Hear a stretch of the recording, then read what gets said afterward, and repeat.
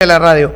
Anaí Durán, candidata al Senado de la República, número 4 de JP, está con nosotros aquí en la cabina de la radio. ¿Cómo está? Muy buenos días. Bienvenida a la radio. Buenos días, muy contenta de estar en Tacna, una ciudad con tanta historia y en una radio tan escuchada como Radio 1. Un saludo a los taxistas, a las amas de casa y todos los que las escuchan. Le contaba que su candidato presidencial nos canceló por una operación, pero va a regresar, ¿no es cierto? Sufrió una peritonitis, tengo entendido, por Arequipa. Así es, en la ruta al sur que estaba bajando y tenía que llegar a Tacna, de todas maneras pues tuvo que cancelarse, pero se va a reprogramar sin duda antes de fines de marzo, yo calculo se va a regresar a Tacna, vamos a regresar acá a la ciudad heroica. Cuénteme, a ver, dentro de lo que he venido siguiendo un poco el tema de la política nacional, ¿ustedes son el partido que cuenta, digamos así, con la bendición de Pedro Castillo? Efectivamente, por decirlo de alguna manera, Juntos por Juntos por el Perú es un acuerdo político entre el partido Juntos por el Perú, que lidera Roberto Sánchez, y el presidente Pedro Castillo, que invita a una serie de profesionales. En mi caso, yo soy invitada del presidente Pedro Castillo, trabajé con él como ministra de la Mujer, y también a dirigentes sociales. En fin, se ha armado un conglomerado muy potente de candidaturas al Senado Nacional, como la mía, al Senado Regional, a los diputados también, y vamos en este acuerdo político a las elecciones del 2026.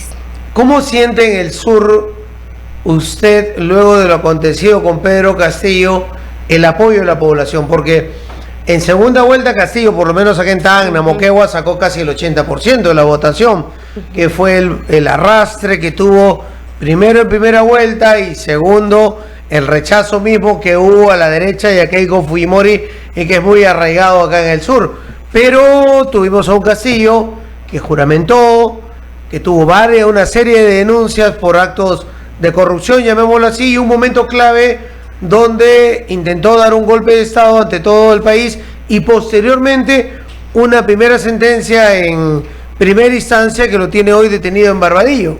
Bueno, nosotros aquí en el sur hemos recibido mucho cariño, mucho afecto, la gente está volviendo a enterarse que vamos a reivindicar el voto popular, el gobierno popular del presidente Pedro Castillo, que antes que nada fue totalmente boicoteado, totalmente obstruido por este Congreso que hoy ruletea la presidencia cada 4 meses. Esa fue siempre la intención de las clases que están ahora en el gobierno. Pero el 24 de enero arrancamos la campaña en Juliaca con muchísima gente. Yo creo que ya el pueblo va entendiendo, va asumiendo que Juntos por el Perú tiene esta propuesta, por un lado, efectivamente, de reivindicar el voto popular, de reivindicar el estallido, las protestas que fueron tan brutalmente masacradas por la usurpadora Dina Boluarte, y por otro lado, con propuestas nuevas, con propuestas de cambio de fondo. No nos hemos quedado en la amargura, en la nostalgia por lo que pudo ser el gobierno popular, que fue destituido ilegalmente por este Congreso, forzando además una sentencia en colusión con el Poder Judicial, porque la sentencia para nosotros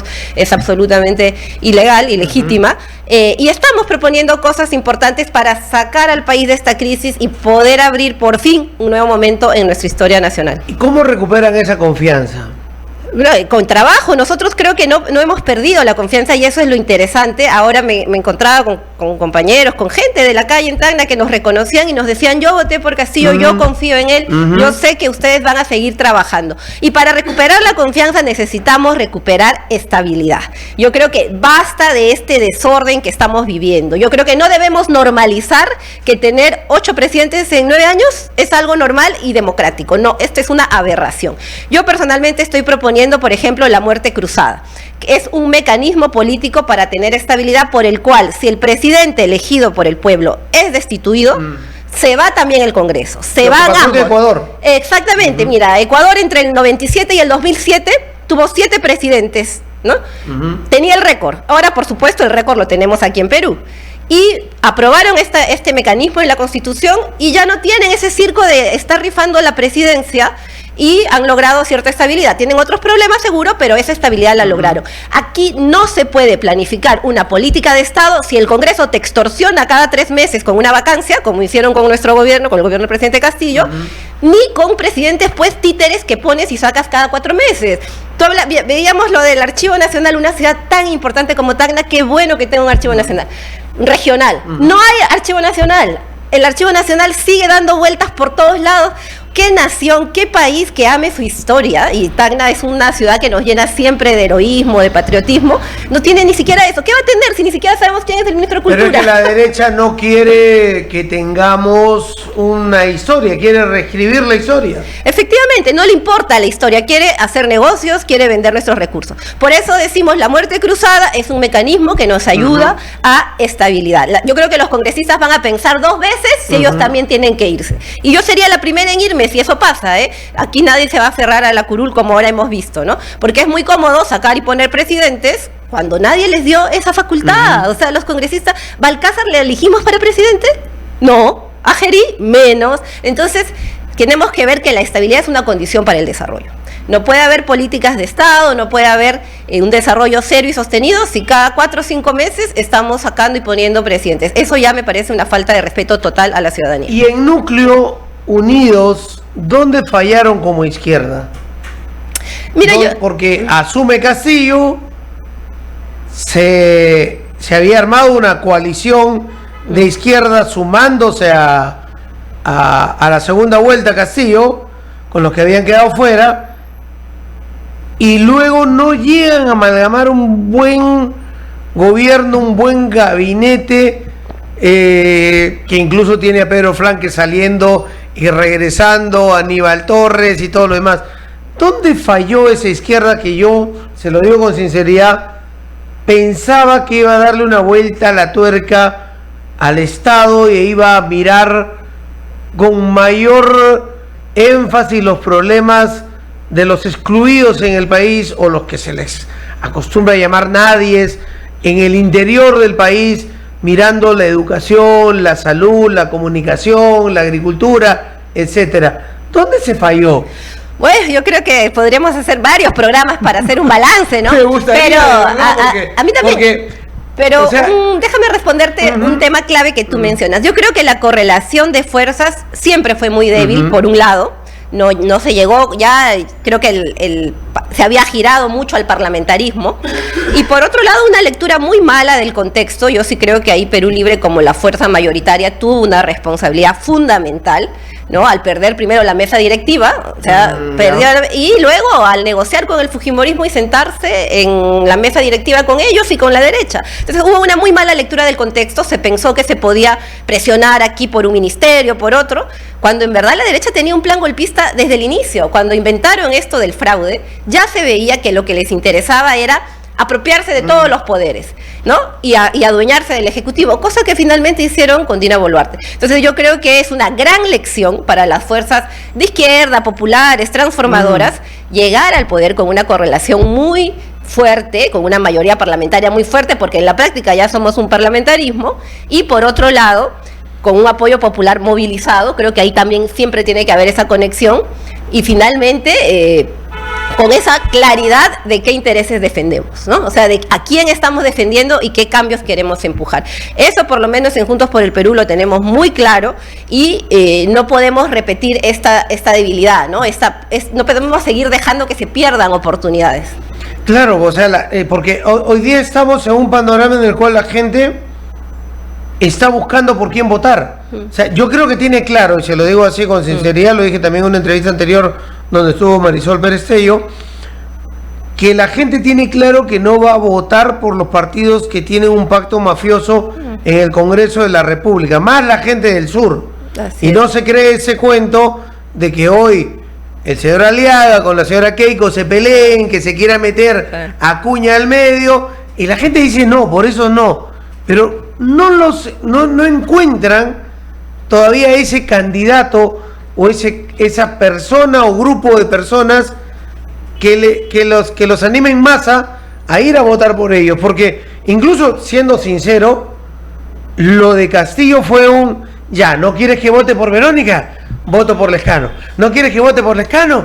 Voto por tal. Hasta llegar a Castillo me fui a la última. Fue igualito cuando no quieres que vote por tal, voto Pescadito. Y se votó por Pescadito. ¿Cuánta gente de ese movimiento de Pescadito llegó al Congreso en algún momento? Entonces, casi terminamos votando, pero no encontramos la figura que aglutine a los sectores populares de nuestro país. Bueno, yo no comparto esa lectura, ¿no? Yo creo que sí Castillo tenía un capital político, lamentablemente, que no lo veían las élites, los grandes medios de comunicación, pero había liderado la huelga más importante de la historia en 2017, ¿no? Pero bueno, la cosa es que el 2021 ese voto sí creo que no fue un accidente, ¿no? Hubo un voto ahí consciente de los sectores más excluidos, y claro, en la segunda vuelta también se suma el antifujimorismo. Pero esta vez yo creo que la crisis, la dispersión, la fragmentación, pues abona a esta desafección, a esta situación en la cual la ciudadanía todavía no dice, este es mi candidato. Pero yo creo que estamos avanzando. En el caso de Juntos por el Perú, por lo menos estamos recibiendo ese apoyo, estamos recorriendo el país, los candidatos, la plancha, estamos haciendo un trabajo territorial muy importante, porque creemos que ahí está el voto que quiere cambios de fondo, ¿no? Entonces vamos a persistir y creo que vamos a tener los resultados el 12 de abril. ¿Y qué cambios son esos de fondo? Mira, aquí... Además de la muerte cruzada que me has comentado. Efectivamente, ese es un cambio fundamental para empezar a tener estabilidad política. Eso lo hace para equilibrar la balanza entre Congreso y presidencia. Efectivamente, porque en la práctica... Que ya la han cambiado todita. Totalmente, ya no existe equilibrio de poderes. Ahora me cae mal, ya sabes que no tienes, ¿cómo le dicen? Autoridad moral, capacidad moral y incapacidad moral. Así Listo, es. Ya, chao. Ya, esto nos ayudaría mucho de entrada, la muerte cruzada. Otro tema que estamos abordando y que estoy personalmente moviendo es el de la seguridad ciudadana. En todo el país, ahorita es el principal problema, se ha deteriorado muchísimo. Por ejemplo, el Senado Nacional tiene la posibilidad de revisar las leyes, ¿no? No tiene iniciativa legislativa, trabaja ahí con los diputados y revisa las leyes. Y vamos a revisar, y eso está también en el plan de gobierno, las leyes pro crimen que este Congreso ha aprobado. Esas habría que derogarlas todas. Así es, revisar, derogar las que haga falta y avanzar en reformas sustantivas. Nosotros estamos teniendo una estrategia en dos niveles. Primero, atacar la delincuencia territorial, ¿no? La cotidiana, la que afecta el día a día a las personas, articulando rondas campesinas, juntas vecinales, rondas urbanas, en un viceministerio de articulación cívico-policial. Eso para mí es clave. Por otro lado, la gran delincuencia, que también se ha complejizado, que son las bandas transnacionales, eso necesita un cuerpo especializado de la Policía Nacional. Y para ello necesitamos una reforma estructural de la policía, ¿no? Esto ya no puede seguir así, necesitamos un trabajo de inteligencia, de contrainteligencia, tecnología y formación policial. Tenemos 29 escuelas de policías, la mayoría están cuestionadas, la gente no confía en los efectivos que salen de ahí.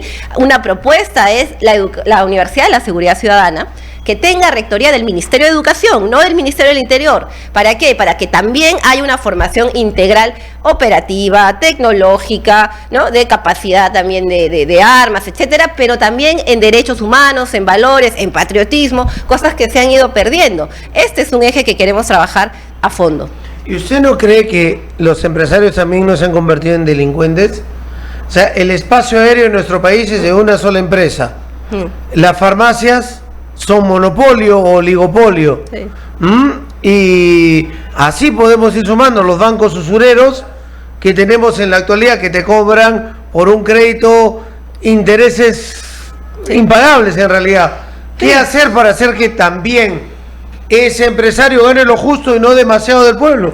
Tenemos ahí un tema de injusticia fiscal que es tremendo, ¿no? Las exoneraciones tributarias, por ejemplo, que favorecen a los agroexportadores años. O sea, estas medidas son excepcionales, deben estar vigentes un par de años para que el sector avance, ¿no? Pero ¿qué tenemos? Que se quedan ya como permanentes y se benefician un grupo pequeño mientras el país deja de recaudar y los trabajadores dejan de tener condiciones laborales dignas. Ahí la propuesta es terminar con estas exoneraciones, devolver la justicia fiscal, que los que menos tienen tributen menos, ¿no? Porque aquí los pequeños empresarios que mueven la economía, al toque lo cierra la SUNAT, entonces esa justicia fiscal es indispensable. Y también hay una propuesta de fondo que la tiene Juntos por el Perú, que es el cambio de la Constitución, porque también hay amarres constitucionales como el capítulo económico, ¿no? Lo que estamos viendo con el gas.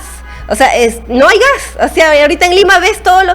Ayer, acá tampoco, pero ayer le comentaba a nuestros oyentes, y no sé si tienes a la mano, Mauricio, la carátula de Perú 21, de ayer, donde Perú 21 le decía a los peruanos, cuida tu balón de gas. Y yo me preguntaba, o sea, lo vi en la madrugada, el titular, ponlo en la pantalla, que su balón de gas le dure más, decía. Y yo decía, Y si esta empresa fuera Petroperú, Obvio. ¿no estarían privatizándola y vendría el comercio, gestión, Perú 21 con eso? Es que claro, nos han impuesto la Este que es lógica. privado, Sí. cuida tu gas. cuida Claro, tu y es gas. tu problema. Si Entonces, se te sí, acabó sí, tu sí, balón, sí, qué sí. pena, pues tú eres Sí, el que sí, tiene sí, la sí. culpa. No, hay empresas aquí que son responsables de asegurar eso. El tema es que nos han impuesto la idea de que el sector privado hace todo bien, nunca se equivoca y nadie se puede meter. El Estado no lo puede tocar.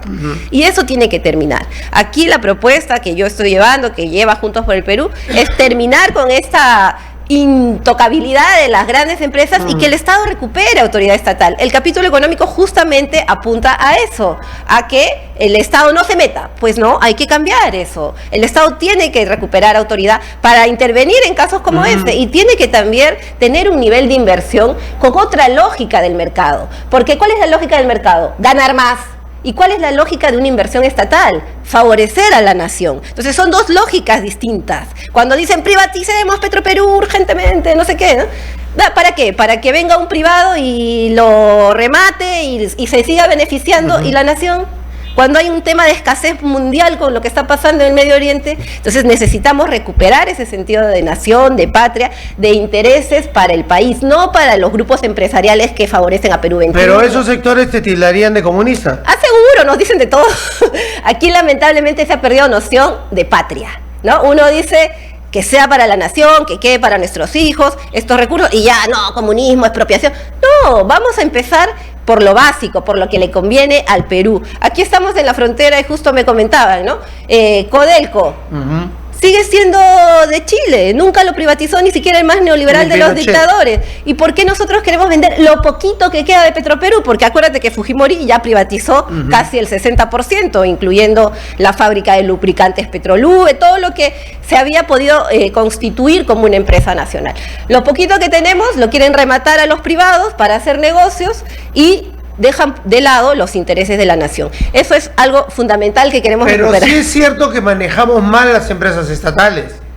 Mira, el Petroperú, por ejemplo. Ya, pero no es o sea, que no te digo que la privaticen, porque yo sé que usted me va a responder que no hay que privatizarla, pero la manejamos mal. Ya, pero no es algo genético, pues, no es algo que por siempre, por los siglos de los siglos la vamos a manejar mal, ¿no? Hay periodistas que dicen, no, pero los peruanos no. ¿Pero por qué los peruanos no? O sea, sí, ha habido problemas de malos manejos, pero en el caso, por ejemplo, de Juntos por el Perú, y nosotros tenemos gente capacitada, gente que viene de la universidad pública que podría hacerlo muy bien. Lo que pasa es que no se da la oportunidad, entonces hay que sacar a los malos elementos, a los que han gestionado mal, ¿no? Y poner buenos elementos dentro de una perspectiva estratégica que recupere el liderazgo de la nación también en la economía.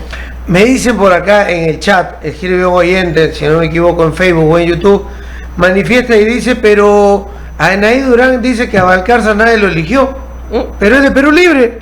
¿Sí? Pero no y es de Pedro Castillo.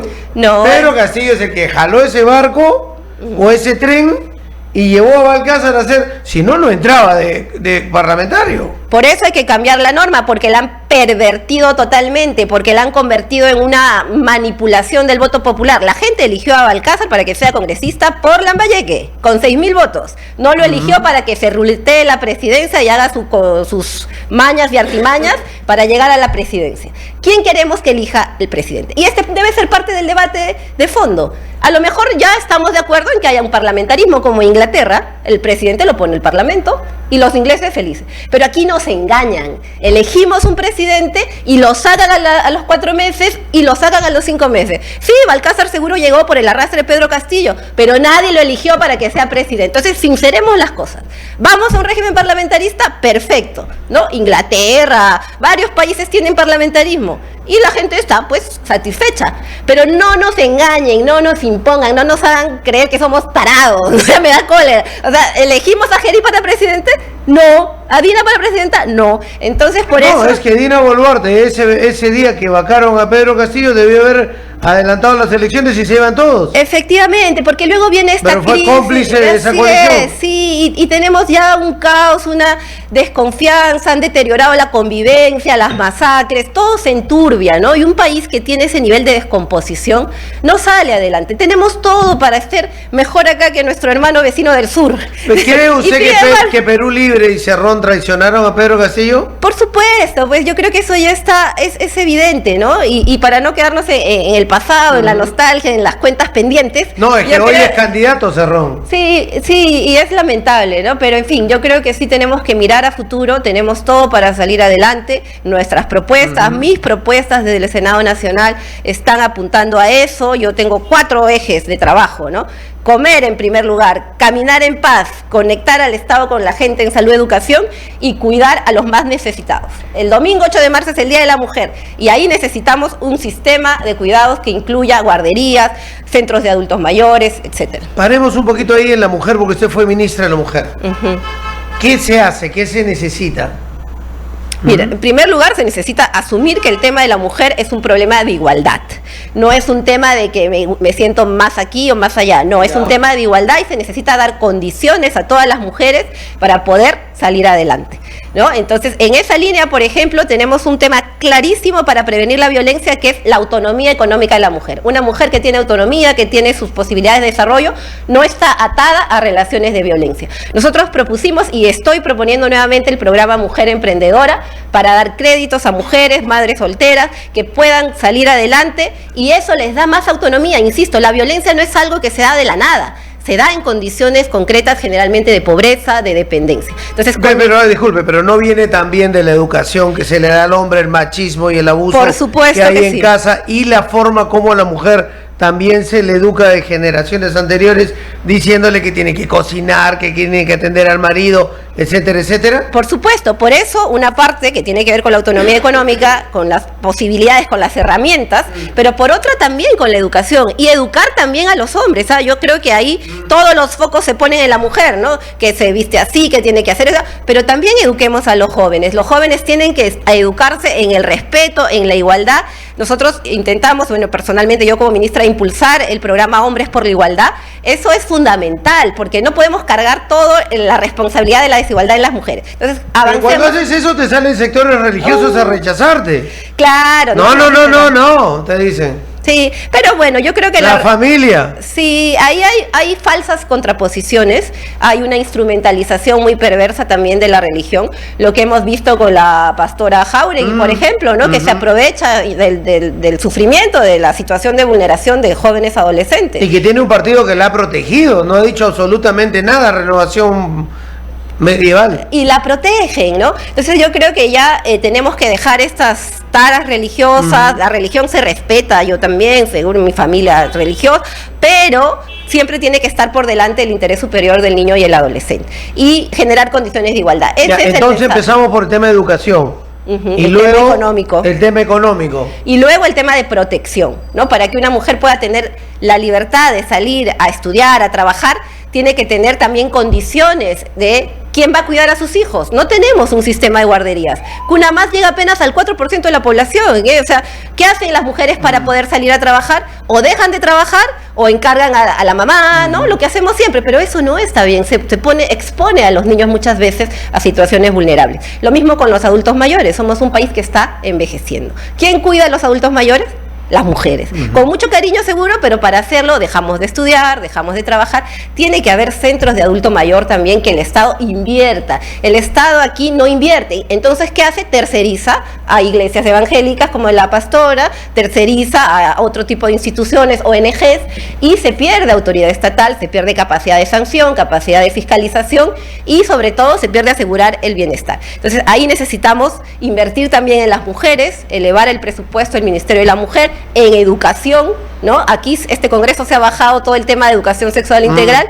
Bueno, póngale otro nombre, pero lo importante es que se forme a las personas, que haya una pedagogía, una educación en valores, en respeto y en responsabilidad también en todo el tema sexoafectivo, ¿no? Entonces, dejar de temer esto como si estuviéramos en el siglo XVIII, ¿no? Y cuando fue ministra de la mujer, ¿cuál fue la opinión que se manejó? Que seguramente ya la tenía, pero ya en el campo y siendo la cabeza de la mujer que no es atendida porque pasa, sucede en las comisarías, que se le relega, que primero tiene el valor de denunciar, segundo llega a una comisaría, ¿no es cierto?, acompañada de un familiar o sola, y llega a las 8 de la mañana y termina de ser atendida a las 12 de la noche. No, es terrible porque es una cadena de desprotección. Nosotros en el Ministerio, por ejemplo, firmamos un convenio con el Ministerio del Interior para fortalecer todo el tema de las comisarías de familia y la comisaría de la mujer. ¿Para qué? Para que las policías, sobre todo la policía femenina, tenga esta capacidad de reacción rápida y esté conectada debidamente también al Poder Judicial. Hay una iniciativa muy interesante que era tener todos estos módulos juntos, ¿no? Se hicieron 2 o 3, creo, uno en Ayacucho, por ejemplo, donde está la comisaría, está la fiscalía y está el Centro de Atención a la Mujer, el CEM, ¿no? Que da asesoría psicológica, legal. Entonces tienes todo esto en un solo espacio para que las mujeres puedan tener más facilidades. Lamentablemente, pues ya con la salida del gobierno y estos últimos personas que se han turnado a la presidencia, pues todo esto queda de lado, ¿no? Incluso Dina Boluarte planteó la iniciativa de cerrar el Ministerio de la Mujer.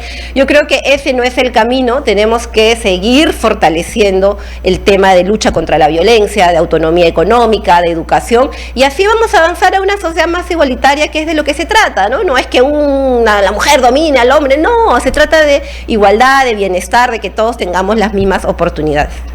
El hombre toma mal que la mujer gane más que él. Yo creo que eso ya está cambiando, ¿no?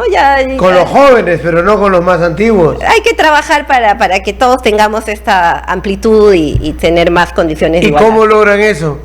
Lo que hablábamos, ¿no? Hay un tema formativo, un tema también de constante aprendizaje. Los medios de comunicación tienen un rol fundamental, ¿no? La televisión abierta, TV Perú, todo eso es clave, el Ministerio de Cultura. O sea, creo que necesitamos un gran pacto ciudadano por la igualdad, porque las brechas siguen siendo claras. Hemos tenido un censo hace poco, y lo que sigue dándonos el censo es que las más pobres, entre los pobres, son las mujeres de sectores rurales, especialmente pueblos originarios, andinos y amazónicos. Y esta situación, pues ya a estas alturas del siglo XXI, no podemos seguir normalizándola. Yo creo que ahí hay un tema que hay que reforzar, y ojalá algún día se dé y que se logre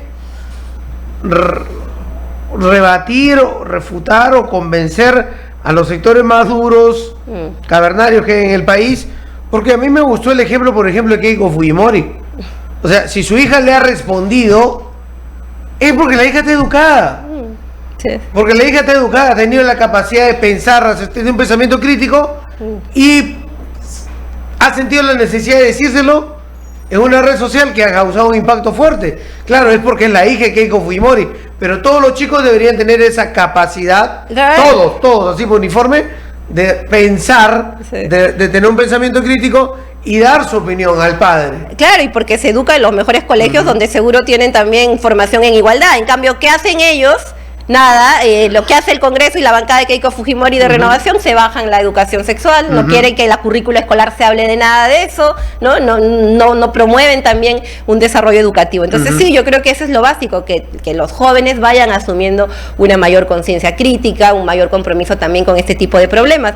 Yo creo que hay avances. Yo soy profesora en la Universidad de San Marcos y veo, por ejemplo, que ya hay una generación que va haciendo estos cuestionamientos, pero requiere la intervención del Estado, de todas las autoridades, de toda la ciudadanía. No lo podemos dejar a que espontáneamente siga avanzando. Tengo una pregunta por acá. Dicen, ¿por qué ha permitido usted la privatización de las beneficencias a nivel nacional?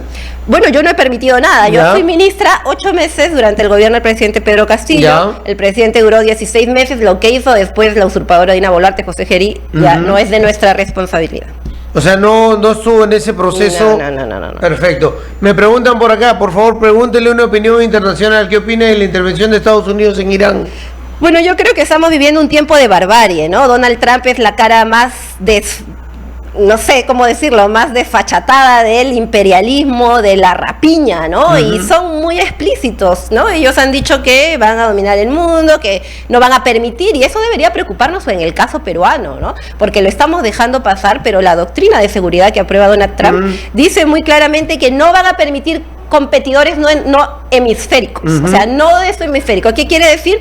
No quiero inversiones chinas en países como América, que es todo América, hasta la Patagonia es de ellos. Dice América para los americanos, pero los americanos son ellos, ¿no? Nosotros somos sudacas, latinos, ¿no? De todo nos dice. Entonces creo que ahí necesitamos por eso una política internacional soberana. Lo que hemos visto con Gerí comiéndose sus hamburguesas, con el embajador y el embajador tuiteando sobre los temas peruanos como si fuera cualquier país de cuarta categoría, es insólito, ¿no? Entonces yo esperaría ahí una mayor firmeza, y el programa de Juntos por el Perú y personalmente teníamos ahí una línea nacionalista muy clara, reivindicamos una de las pocas figuras que tuvieron esa conciencia de patria, que fue el general Juan Velasco Alvarado, y que dijo, no, aquí no me alineo ni con la Unión Soviética ni con Estados Unidos, los intereses del Perú primero. Y eso tenemos que hacer, o sea, no porque Trump diga, no quiero competidores no estratégicos, vamos a dejar de tener negocios con China si es algo beneficioso, o con cualquier otro país, ¿no? Lo que debe haber, y creo que lamentablemente nuestra clase política es totalmente alienada,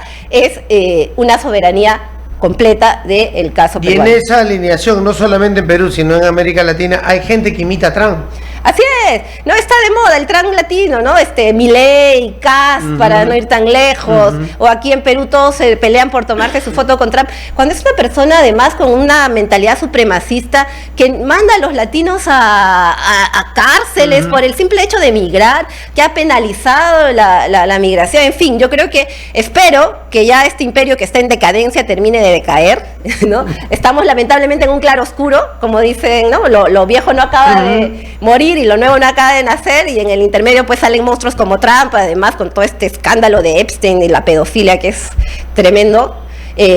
Ojalá que ya eso termine y que surja un nuevo mundo multipolar, igualitario, y que Perú por fin tenga también un liderazgo en eso, ¿no? Gracias por acompañarnos el día de hoy. Gracias, y solamente invitarlos a participar de la caravana que vamos a tener a las 6 de la tarde con la candidata Esbieta Fernández, candidata número 1 a diputada, y bueno, yo, Anaí Durán, candidata... Ella es por Tacna. Sí, ella es candidata a diputada por Tacna, vamos a estar desde las 6 en una caravana por el centro de la ciudad, y bueno, invitarlos el 12 de abril a marcar la JP y escribir el 4 al Senado Nacional de Anaí Durán. Vamos con Leroy Maquera.